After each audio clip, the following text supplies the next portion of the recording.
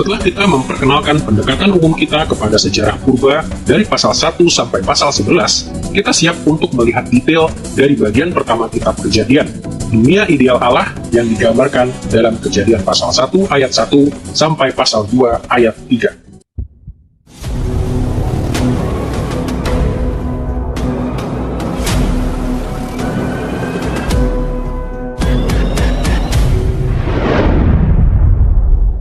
Ketika kebanyakan kaum Injili berpikir tentang pasal-pasal pembukaan Alkitab, mereka berpikir tentang semua kontroversi seputar penafsirannya. Apakah Allah menciptakan dunia dalam 6 hari biasa? Apakah hari-hari dalam Kejadian pasal 1 merupakan zaman-zaman atau periode-periode sejarah yang agung? Atau apakah Kejadian pasal 1 adalah semacam puisi, suatu perayaan non-historis untuk tindakan penciptaan Allah?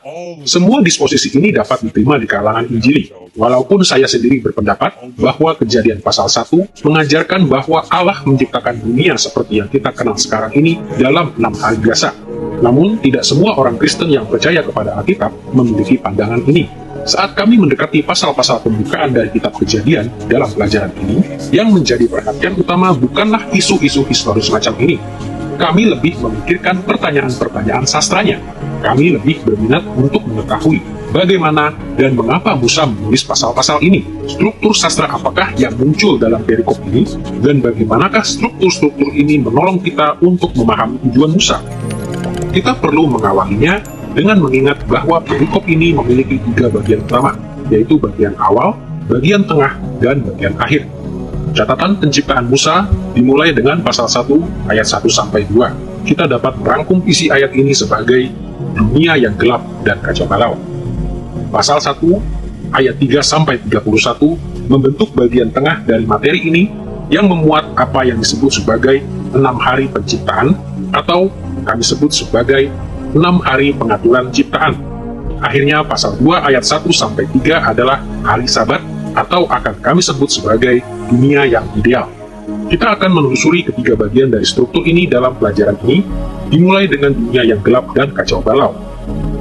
Kedua, kita akan menyelidiki bagian terakhir yang membahas dunia ideal. Kita akan mempelajari ke-6 hari pengaturan. Marilah kita pertama-tama melihat dunia yang gelap dan kacau balau dalam Kejadian pasal 1 ayat 1-2. Ketika memperhatikan bagian pertama dari Kejadian pasal 1, kita melihat ketegangan dramatis yang sangat penting antara kekacauan yang meliputi bumi dan roh Allah. Pembukaan pasal 1 dari ayat 1 sampai ayat 2 menjadi persiapan dengan memberi judul dalam ayat 1 dan mendeskripsikan kondisi awal bumi dalam ayat 2. Dengarkanlah cara Musa menyatakannya dalam pasal 1 ayat 2 berikut. Bumi belum berbentuk dan kosong, gelap gulita menutupi samudera raya, dan roh Allah melayang-layang di atas permukaan air. Ayat ini memperkenalkan ketegangan dramatis yang mengalir dalam seluruh pasal ini. Di sisi yang satu dari ketegangan ini, bumi belum berbentuk dan kosong, atau dalam bahasa Ibrani dikatakan tofu wahovu. Ungkapan bahasa Ibrani ini jarang muncul dalam Alkitab, sehingga kita sulit mengetahui makna persisnya. Namun banyak ahli meyakini bahwa artinya adalah bumi belum dapat dihuni, tidak ramah bagi kehidupan manusia, sangat menyerupai padang gurun atau padang belantara yang tidak nyaman untuk kehidupan manusia.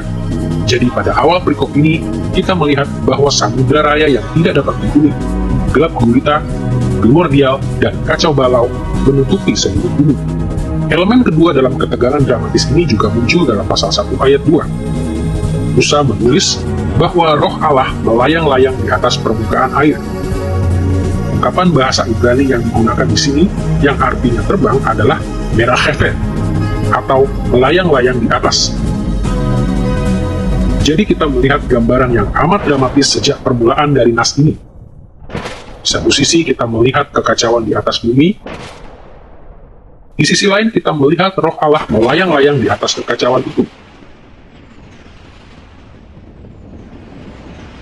Pada dasarnya, Allah telah siap untuk bertindak membereskan kekacauan yang meliputi bumi. Ketegangan awal yang dramatis ini menimbulkan beberapa pertanyaan. Apa yang akan dilakukan oleh roh Allah? Apa yang akan terjadi pada kekacauan itu? Dengan mengingat adanya ketegangan dramatis pada ayat-ayat pembukaan ini, Kita siap untuk melihat penyelesaian dari ketegangan ini di bagian akhir catatan Musa tentang penciptaan. Dunia ideal dalam Kejadian pasal 2 ayat 1 sampai 3. Bagian ini disusun secara sangat sederhana, dimulai dengan pasal 2 ayat 1 dengan pernyataan rangkuman bahwa Allah telah menyelesaikan karya penciptaannya, dan ditutup dalam pasal 2 ayat 2 sampai 3 dengan Allah yang beristirahat. Kita membaca pernyataan ini dalam Kejadian pasal 2 ayat 2 sampai 3 berikut. Ketika Allah pada hari ke-7 telah menyelesaikan pekerjaan yang dibuatnya itu, berhentilah ia pada hari ke-7 dari segala pekerjaan yang telah dibuatnya itu. Lalu Allah memberkati hari ke-7 itu dan menguduskannya. Ketika Musa menjelaskan bahwa Allah memasuki fase perhentian Sabat, memberikan berkat yang khusus untuk hari itu, serta menguduskannya, ia menyatakan bahwa ketegangan antara kekacauan dan roh Allah yang melayang-layang telah diselesaikan. Allah telah menaklukkan kegelapan, menguasai samudera raya yang kacau balau, dan bergembira karena dunia idealnya yang teratur. Kisah penciptaan berakhir dengan penampilan yang damai dan sangat menyenangkan dari alam semesta dalam keharmonisan yang sempurna. Setelah kita melihat bagaimana kisah penciptaan Musa dimulai dan diakhiri, kita perlu melihat bagian tengah dari perikop ini yang mendeskripsikan bagaimana ketegangan antara dunia yang kacau balau dan roh Allah yang melayang-layang diselesaikan. Bagian ini mengajarkan bahwa Allah mengekang kekacauan itu dengan mengatur dunia sesuai dengan rencana 6 hari yang menakjubkan yang digambarkan dalam pasal 1 ayat 3 sampai ayat 31. Fokus sentral materi ini menjadi jelas ketika kita melihat bahwa Musa berulang kali memperkenalkan tindakan-tindakan tersebut dengan ungkapan, "Berfirmanlah Allah." Ini adalah karena Allah merupakan tokoh utama dalam materi ini, dan firman-Nya yang berkuasa merupakan fokus dari ayat-ayat ini. Firman Allah saja menghadirkan keteraturan yang luar biasa bagi dunia.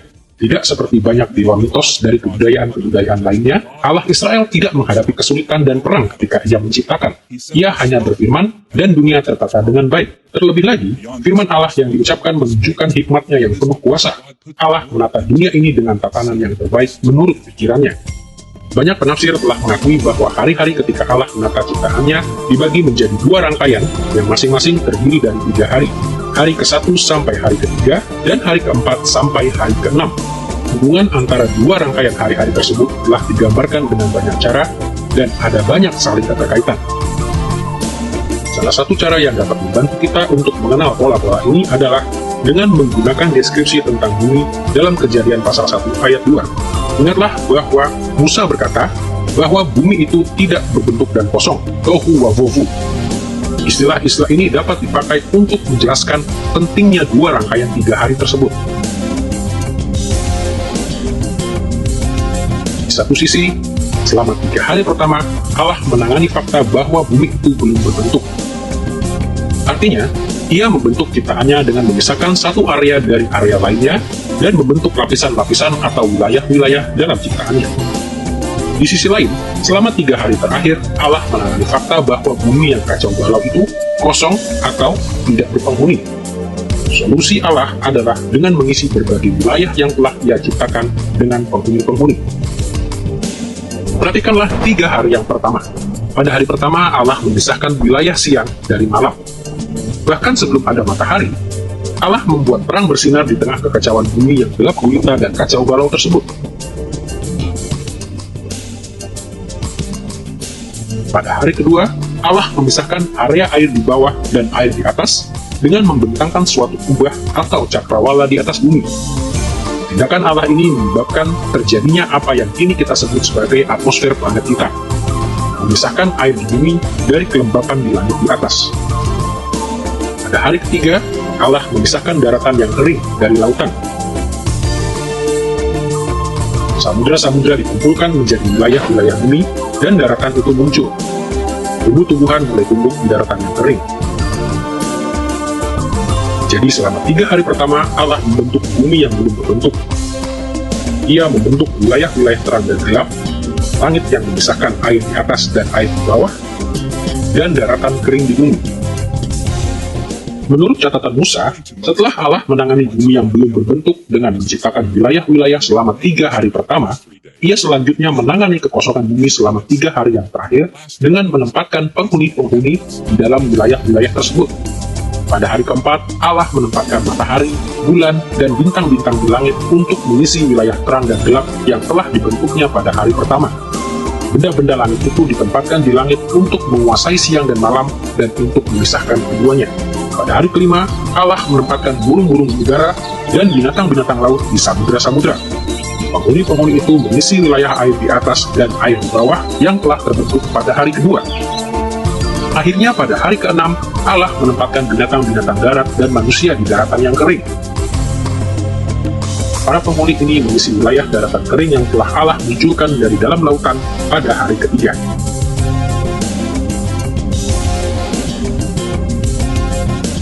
Musa mengumpulkan seluruh ciptaan ke dalam wilayah-wilayah ini dan para penghuninya.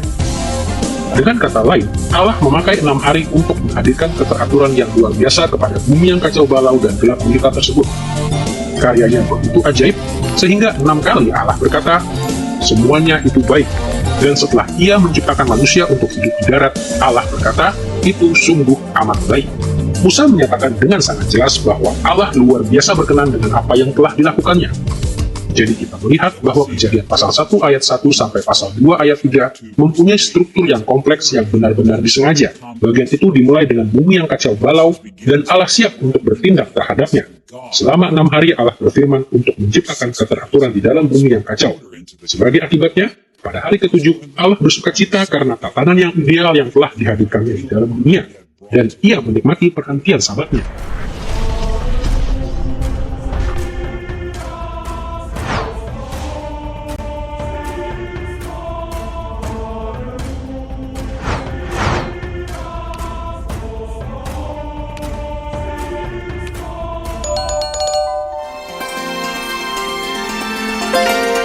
I believe in God the Father Almighty, maker of heaven and earth.